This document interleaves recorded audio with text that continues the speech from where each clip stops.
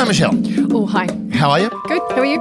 Look, just waiting for the world to end. We're close. Hey, mate, you think two major news events in the last couple of weeks. One, the death of a queen. Yep. The other, basically a strongman going insane and threatening to nuke the world if he doesn't get his way. Yeah, I think we're seeing the slow demise of a king. Look, I'm really curious about this one, and I really want to talk about it. We're talking about Putin, of course. Yeah, of course, in case you didn't know. Big Vlad. I don't know of anyone else that's been threatening nuking anybody, but No, who just knows? him. I haven't been paying attention. No. The ABC hasn't been paying attention. It's been wall-to-wall Queen. So I want to look at Putin and basically what he's doing and what it all means. Let's get stuck into the great poker game that Putin is playing. Just open this window and get out on the ledge. You're listening to I Spy, the lazy Susan of Australian intelligence. You can eat that last spring roll. Yeah, I did want to. Hang on, I'm just going to quietly No, slide. how about... Yep. I bow to your skill with a lazy Susan. She's good.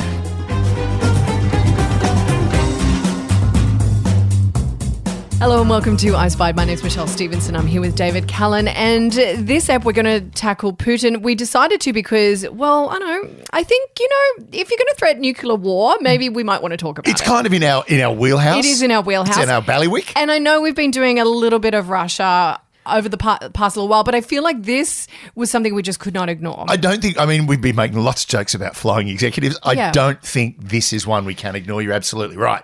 Now, the interesting thing about it is, really, it's nothing new. Well, no, but I feel we are seeing the cogs of the madman machine slowly turning to and grinding to a halt. It's really beginning to seize up. That engine needs a bit of oil, and man, he's not getting any lubricant. No. Right, now... That's because he got rid of all his oil oligarchs. Bingo. Nothing. Yeah. Oh, nice. I'll just tick that. That was a really good, that was a nice little line. Now, the whole thing is, just to reiterate, he's done a call-up, 300,000 reservists. Yeah, now what was interesting, so anyone who's been in the reserve is kind of like being called up. What was interesting, and I didn't realise this, is every male between the age of 18 and 27 has to serve a year in the military. Correct. So they're all reservists. They're all reservists, and any man between the age of 18 and 60 can get called up. Yes. Now, this is the really interesting thing. There was one guy, it's popped up. I mean, and these stories are popping up a lot on social media, but one story came up about this IT guy who's 25 years old, hasn't done his year's service, and he's been called up anyway. It's like, it's cannon fodder time. Yeah, and I think anyone who tries to not serve, if they've been called up, can face up to 10 years in prison. Well, that's the big thing. He's just changed the law. Yes. That law came into effect before he made his big claim that this is it.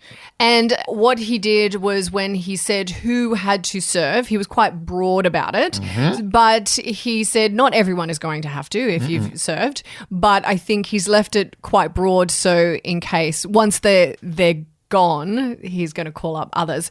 But what we have seen as well is we've seen a rush for the border. Oh, man. Have you seen, there's photos of queues and queues of men, and it's like, here we are at the recruiting centre. No, this is Moscow Airport. Yeah. They are, and I think it's like a 35-hour wait to get across the border into places like Georgia and Latvia, all of these countries, or Lithuania, all of the countries that still have open borders with Russia, they're still, they're just queuing to get the hell out of there. Yeah, so we're talking about conscription, which is something that, we haven't seen since World War II. World War II was the last time they had a call-up like this. And I don't think it's going to do him any favours. I think he's kind of losing the popularity war in some respects. Now, the interesting thing, and I've had a really good think about this one, and I have been reading because, gosh, I've got nothing else to do in my life. No. I did a live show just the other day. Okay. I actually took I Spied out and did 10 minutes of it live. It was a lot of fun. But anyway, essentially he's trying to slow everything down. He's trying to freeze everything in place. Yeah. Now, the big thing that he's done is, and it's the referendum, he's also said, and the referendum starts on Friday the 24th, I think it is. So the referendum is to annex parts of Ukraine. Annex Donetsk, Luhansk, Kherson, and Zaporizhzhia. So 4 regions. And the whole reason of this, look, won't mean anything to NATO or any other country because we won't recognize it. But what it does mean for him, once that becomes part of Russia, then any attack on those regions is an attack on Russia. And he can then go crazy with the nukes. Yeah. Now, that's the interesting thing. It's all the only reason he's doing it is to legitimize his claim to the area and then create the trigger that he needs. 100%. Now, it's exactly the same thing he did with Crimea. They annexed Crimea. The entire world went, whoa, whoa, whoa, whoa, whoa, you don't own that. Yeah. And then he went, oh, well, I'll check that. Here's a referendum. And then 30 seconds later, 99% of the people in Crimea want to be a part of Russia. It's ours. And interestingly enough, America, being the people that they are, and that was under Obama. Obama went, there's really not a lot I can do about this. Yeah. And that is the problem. There is very little NATO can do. So what the US are doing what they've been doing since the start of this thing, they're just pumping weapons in there. Yes, and I think that that's going to continue, and that is basically how Ukraine has maintained the upper hand from help with the West. Yeah, a lot of help from the West. Now, the other interesting thing is one of the things that Putin was saying was how America is arming the Ukraine to attack Russia. Now, interestingly enough, this comes from a point Zelensky has been approaching the US saying, can we please get some medium-range missiles off you? Yep. Right, something that we can throw about 580 to 800 kilometres away, and we'll use that. And the problem with that is as soon as you start throwing that stuff around, you are hitting Russian soil. So the Americans have gone, no, we're not going to do that. We'll keep sending you howitzers. We'll keep sending you tanks. Yeah. We'll send you all this, we'll send you all the stuff you need. We'll keep sending you those great rocket platforms that you're using, but we're not going to send you missiles. But Putin has said, well, America want to give them missiles. When it's like, well, actually, no, they don't. Yes. Right? So the interesting thing about that is the US is actually playing a really, really cagey game. I think Biden is doing quite well Yeah. in regards to the way he's playing this game. And I think the big question is, Putin is making these threats about returning in kind in terms of like a nuclear threat and whether he would. Now, Putin has an incredible nuclear arsenal. Biggest in the world. Yeah. Would he use it? Well, that people are on the fence with that. They know that he's definitely bluffing. I mean, everyone has basically said that Putin is playing a game of poker and he's going all in. Yeah, well, definitely. He's totally all in. Now, one of the interesting things that I did read, and it was a really interesting point, someone said he can actually use a nuke with impunity. He can drop one.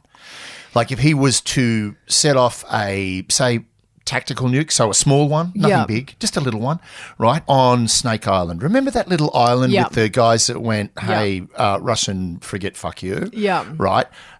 If he dropped, because it's empty now, there's no one there. He just dropped one little tactical nuke on there and went, set it off and went, don't make me do it again. It's a way of him actually using a weapon without using a weapon. The problem being, we have a ban on using these things, right? So you're going to start angering NATO, basically. Well, not only angering NATO, you're going to start ticking off Turkey, but anyone around the Black Sea is going to go, what?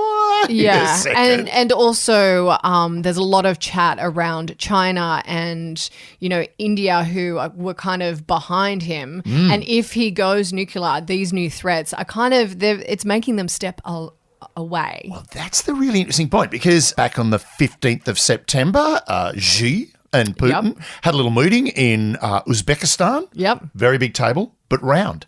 Right, very nice. Right, so cool. Did it have a lazy Susan in the middle and they were just passing dim sum? Yeah, there was just a bowl of soy sauce going around. Just send me the spring rolls. Like big round tables just remind me of dim sum. Exactly. Well, yeah, the whole lazy Susan thing is the best thing in the world. Also, why is Susan so lazy? I don't get it. Why? Because she was the one who just went, put a turntable. I'm not walking. I'm not reaching. Right? So anyway, they had this big meeting where Ukraine was barely mentioned, but no one really knows what went on the sidelines. That's always the interesting point. Now, funnily enough, just days after this big meeting with China, where China said, and I love this, our friendship knows no limits.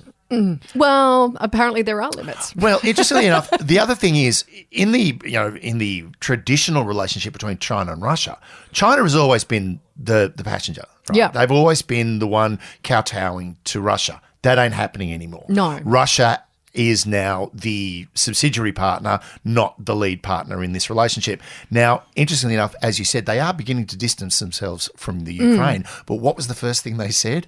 We'd like to call for a peaceful diplomatic resolution be brokered by a third party. Are they the third party? Oh, Are you putting your hands up, China? Yeah, China, you want to take care of this? Because who was the traditional country that would broker those quarter peace deals? Normally, it was something like, it was generally the US. Yes. Right? Because they were the big stick carriers. They were the guys that could go, all right, everyone down at the table. I don't care how big or round it is. Well, now China is kind of the big stick carrier. China is, well, it's still not as big as America, but America has its problems, right? It's going through its own internal problems, and it's going through its own relationship problems with the Ukraine and the whole NATO thing. So China is actually in the box seat to go, hey guys, we'd like to help, right? Seriously, just sit down. Here's the lazy Susan. Have a dum sim or a dim sum or whatever kind of sim sum dum or dumpling you want. Here we go. I like a pan fried. Guys, chill. Yeah. Right? This and the whole thing is it's another little step. It's a chess game. For Xi to just get that little bit higher on the pecking order. And look, I wouldn't be surprised if he's been planning this all along. We all know that the Chinese play the long game, and then this is part of that long game. Yeah, of course. Now, getting back to the nukes, another point that someone made, which I found very interesting as to why he might not use them, is because the Ukrainians have been not fighting en masse. They've been quite separate and small. Oh, yeah. And there's no way that he could use them without damaging his own forces because they're quite close together. Yeah. Now, again, it's a very tactical, like if there was going to, the tactics that the Ukrainians are using are exceptionally clever. You know why? And and they also said this as well, which is why the Ukrainians are going to do so well, because the 300,000 men he wants to send are not passionate about this war, whereas the Ukrainians are fighting passionately, but they also have the home turf advantage. Yeah. Now, that's a really big point. You know, I'm going to call up 300,000 people. Hang on a minute. You had 200,000 people against a much smaller army and you're losing. The morale in the Russian forces is absolutely rock bottom. And if you've got to now create a law that says if you don't do what we tell you, we're going to put you in a gulag for 10 years, that ain't going to do anything to help morale. No. Right? So he's already hiding to nothing. People are running. Interestingly enough, there's now footage coming out of the most remote regions in Russia where they're dragging, and they look like they're all like my age. And old men do not make good soldiers. We just don't. One, we're not fit.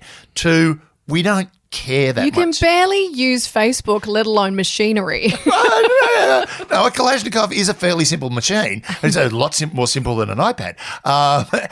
You hold it up and you take photos with it. That photo, the flash is terrible. But the whole thing is, a lot of people are also saying that Putin's using this as an opportunity to do a little bit of ethnic cleansing in some of the little more remote provinces of the Russian Empire. He's able to go, well, let's get rid of those. I don't like them. Let's get rid of them. Now, whether that's true or false is really regardless. I mean, the interesting thing is, again, if you protest and get arrested, next stop, front line. Yeah, exactly. Yeah. And it really feels like that sort of, Enemy at the Gates kind of thing, you know, the Jude Law film. You know, you get the rifle, you get the bullets. If one of you gets shot, you got both. Congratulations. Keep moving forward or we'll shoot you from behind. Yes. So there is this, it's really, really not a good situation for Putin. No, and people are asking, why is he continuing to do this? Well, because they're not doing so well. And if they were to lose this war, then Putin knows that would be the end of him. He knows this game. He invented the rules and he knows that he would be taken out. He has a personal obsession with the Ukraine as well. Personal obsession. The whole thing is, you know, Ukraine is the seat of the Rus, which is the seed race of the Russians, of course, the Rus, right? We actually owned it. It's traditionally ours. Well, technically, if you want to go that way, you're all Mongols because the Mongols had it before the Rus had it, or at least they took it off them. So whatever. It's like, guys, you know, get beyond this 1,000 or 2,000-year-old obsession. The other thing is he is losing face hand over fist at the moment. He looks desperate. Yeah, he looks very desperate. And the dissent, not only is there dissent, there are open protests on the street. Right now, that in Russia, that's big, right? So there's open protests on the street, and you know, some people, again, when you go onto social media, there are photos of mass protests, and there are photos of 3 guys and a dog, right? Whether or not, you know, whichever, I reckon it probably sits somewhere in between. But the bottom line is, he has got not only dissent in the street.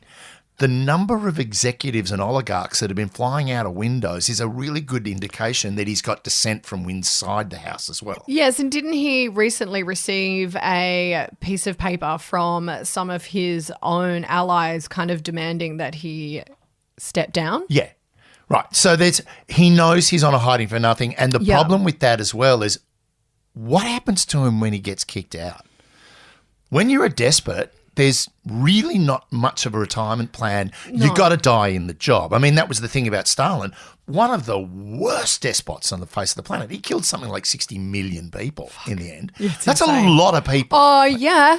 I mean, we talk about Hitler and the Holocaust, and yep, that was bad. But you know what? Stalin killed, the numbers are somewhere around, anywhere from 40 to 60 million people were killed. And then we have Pol Pot. Yep. That was great. Killing fields. Now, the thing is, Stalin died in his bed.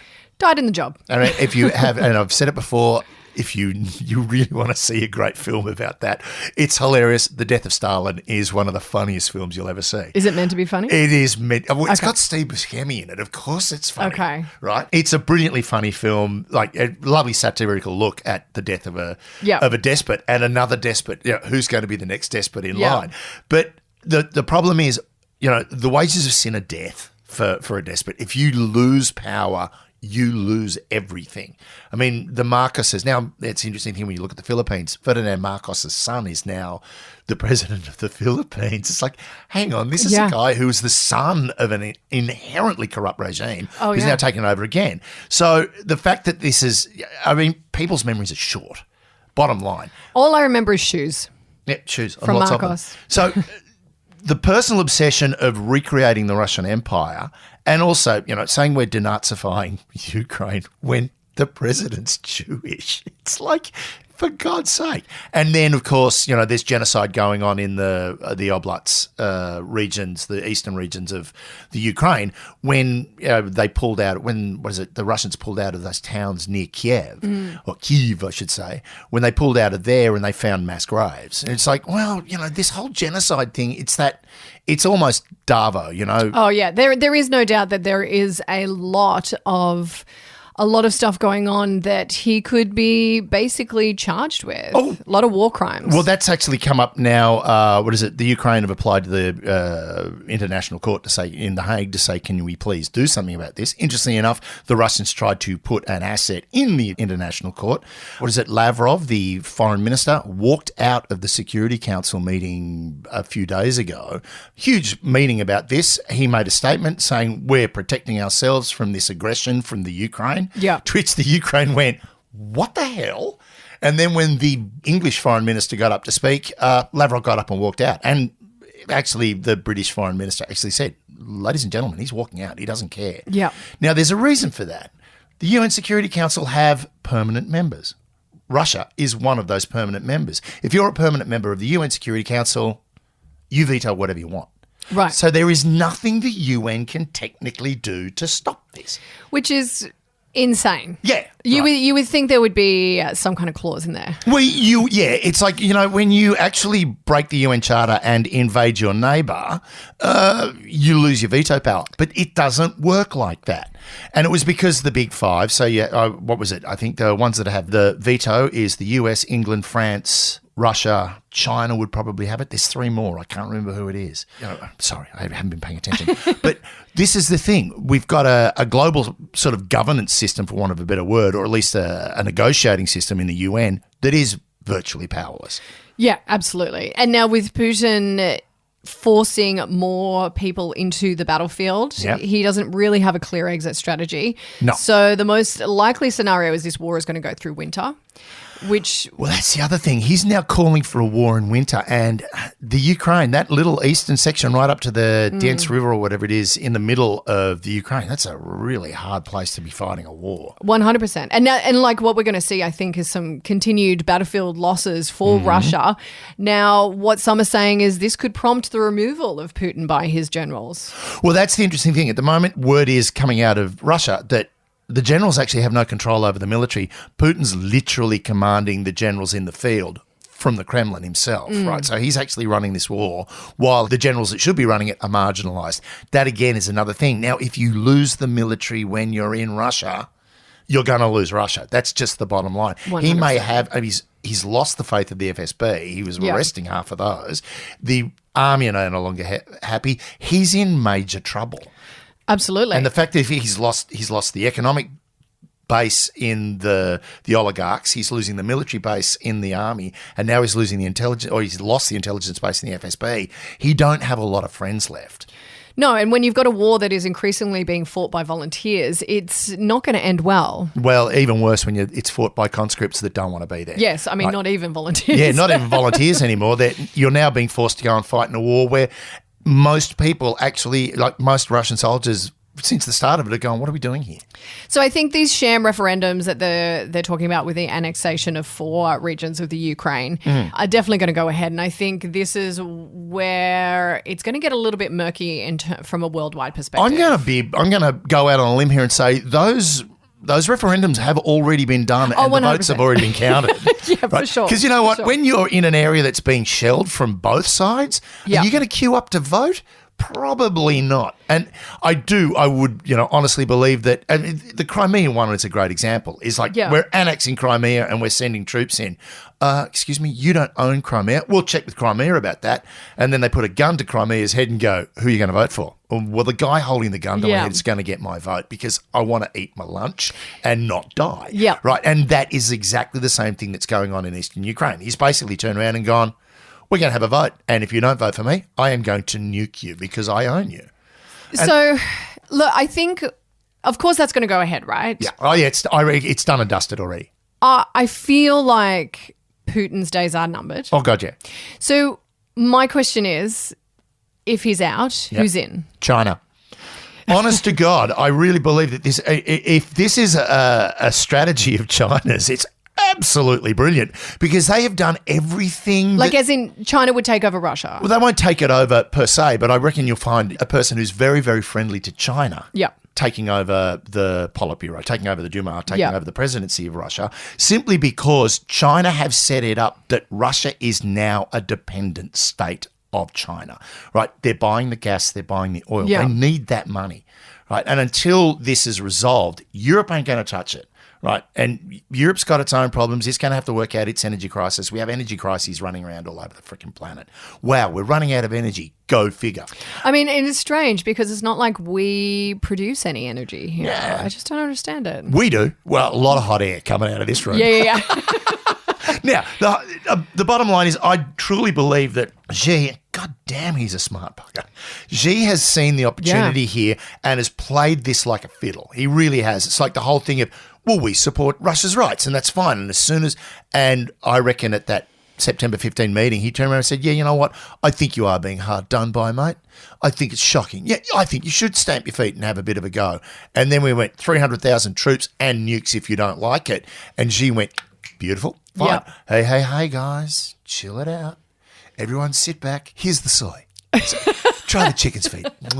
Chef's kiss. So is this your guess as to this is my take. I think, look, Xi and China will never let an opportunity go by. And don't forget, these guys play a long game. Yeah. So they have sat there and watched all of these little pieces falling around. And while we're all going, oh my God, Taiwan, China's on the other side of the country going, Russia. What can we get off Russia today? Yeah. Right. Now, interestingly enough, somebody brought up an interesting parallel. One of those, if you don't learn from history, you're doomed to repeat it. Right. The Battle of Mukden. Right. Now, the Battle of Mukden was during the Japanese-Russian War. Yep. Right. So back in 1910, sort of before the First World War, and it's regarded as the benchmark for every war, like the World War One. The way World War One ran was directly paralleled from the Battle of Mukden, which was this horrible battle with like hundreds of thousands of men. The Russians lost it terribly to the Japanese, to a smaller Japanese force. Right. They lost it and then had to hot-tail it out of China and back to Russia on the Trans-Siberian Railway. It was an absolute disaster. And essentially people said that that's what led to the first revolution in Russia. So you had the 1915 revolution and then finally the 1917 revolution with and it was the Chekists, I think, took the first time, and then it was the Bolsheviks the second time. Right. And that led to the collapse of the Russian Empire and the Soviet Union. Now, a lot of people are saying that Ukraine is the same thing, right? Essentially, Putin is a neo-Tsar. He's a new form of Tsar. And basically, he screwed it up by going into this battle he didn't need to go into. Right. And there could be a huge revolution that goes through Russia. One of the things when people say, well, here's the historical precedent. Yeah, but you know what? Different times, different folks, different shapes, different strokes, right? The whole thing is he has utterly weakened himself. If he had just gone, you know what, Ukraine, we're unhappy with you. Yeah. Because he kept saying, NATO were trying to force you in, where Ukraine turned around to NATO and went, can we join NATO? And NATO went, no way. There is no way we're going to have a NATO nation butting hard up against Russia. It's too dangerous. Yep. Guys, we'll look up, we'll take care of you and we'll be your friend, but we're not going to let you join our club. Like, sure, you can sit in the visitors bar, but you're not allowed in the members room. And I think that's the point, is Putin used that as an excuse. Yep. And the funny thing is, in doing that, Finland want to join NATO and are currently going through the application. Finland, which has a border with Russia, all right? And NATO's gone, cool, we'll do that. Sweden is joining. All of these countries that wouldn't have joined as soon as Putin invaded the Ukraine. Yep. Everyone in Europe went, oh, God, let's just join NATO and get it over with. Yeah. And this is the major problem, is it's like we're trying to draw historical parallels. The bottom line is Putin has fucked it up massively. And I can't see a way of getting back, because if he drops a nuke, that ain't going to make everyone go, oh, cool, sorry. Right? That's like somebody saying, I own your backyard. And you go, no, you don't. So they, blow a car up in the back of it and go, yeah, I do. It's like, no, you don't. I also think he was quite unprepared for Ukrainian forces as well as Zelensky to say, fuck you. We'll take Ukraine. We'll take Kyiv in 3 days. That was the strategy. And we're 7 months in. We're 7 months in, and he's losing. Bottom line, right? That's the whole thing. Is like when you really look at it, it's like you've got this wrong. Yeah. You called it wrong. You didn't. One, you had quite literally a clown as president. Yeah. Right.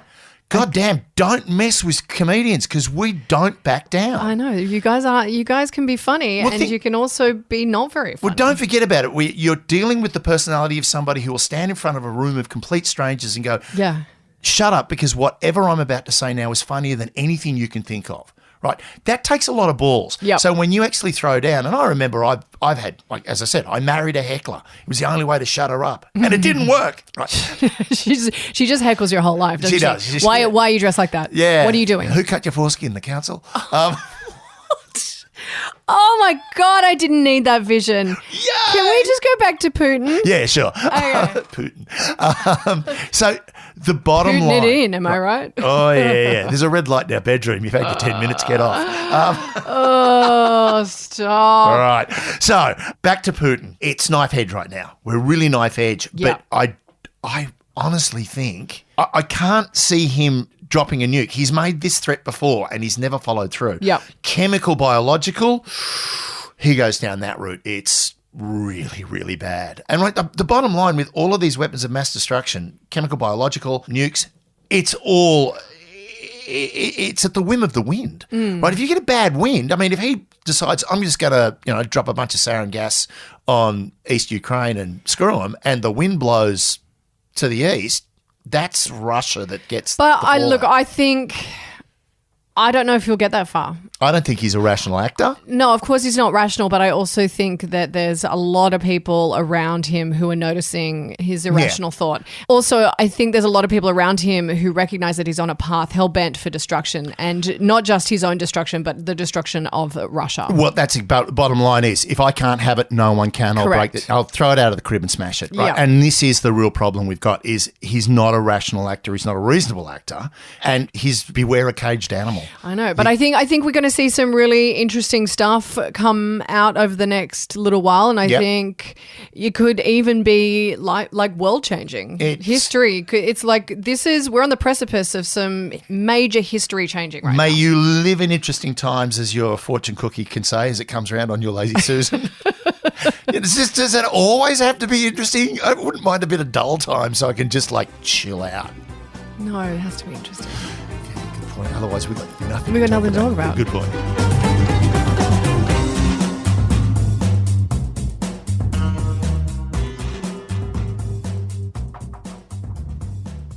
Looking for a new career? Welcome to Do HVAC Training Service Center in North Charleston. Enroll today in our comprehensive HVAC training hands-on field experience-based program, covering troubleshooting, maintenance, installation, and more on various HVAC systems and ductwork. We offer EPA and NAEC preparation and testing, along with various certifications. Enjoy payment options. Achieve certification in under 5 months. Enroll now for your new journey of skill development and career advancement. Log on to dewhvactrainingsc.com to inquire.